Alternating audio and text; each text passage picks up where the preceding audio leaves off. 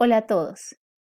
En este video vamos a hablar sobre los receptores de superficie celular. Recordemos que en el video anterior vimos los receptores intracelulares, es decir, aquellos que se unen a moléculas mensajeras de carácter apolar.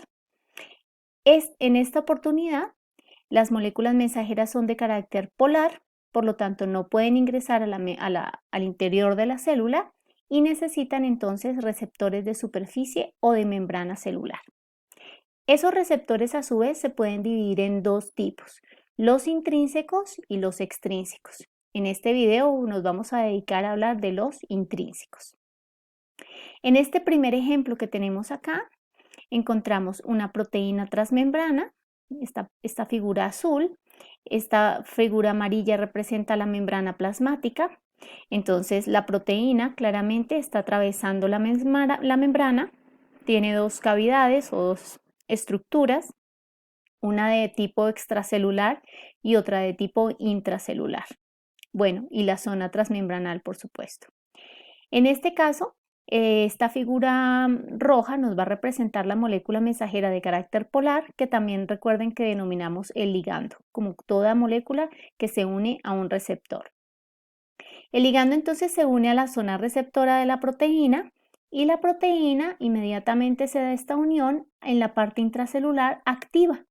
Se activa una zona de su estructura que cumple una función enzimática. En este caso, la función enzimática es convertir GTP, que es guanosin trifosfato, en GMP, que es guanosin monofosfato.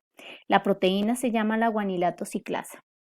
Es una proteína muy importante en muchos procesos de señalización celular. Entonces veamos dónde está o en qué parte del mecanismo encontramos la palabra o la relación con la palabra intrínseco. Intrínseco en este caso se refiere a que la proteína sola ella cumple dos funciones. Una primera función en la zona extracelular de unión al ligando y una segunda función que la hace la misma proteína pero en su zona intracelular con actividad enzimática o de catálisis de una reacción química. Por eso se llaman receptores de superficie con actividad intrínseca, es decir, que además de que son receptores, también son efectores, cumplen una respuesta o una actividad como respuesta de la célula frente a la unión de la molécula mensajera. El siguiente ejemplo es el receptor tipo tirosinquinasa, que también lo llamamos intrínseco. Entonces, fíjense, tengo dos cadenas de proteínas, podemos llamarla la cadena A y la cadena B, que se unen a dos moléculas mensajeras que están en la parte extracelular. Claramente son moléculas polares que no pueden ingresar dentro de la célula.